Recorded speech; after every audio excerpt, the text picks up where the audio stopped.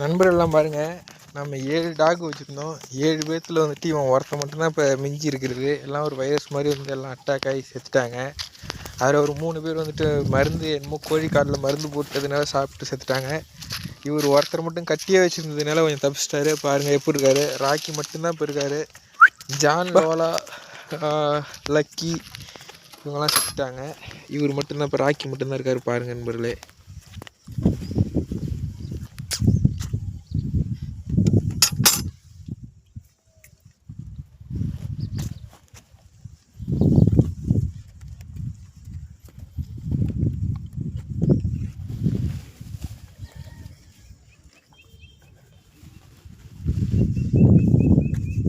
பார்க்கலாம்.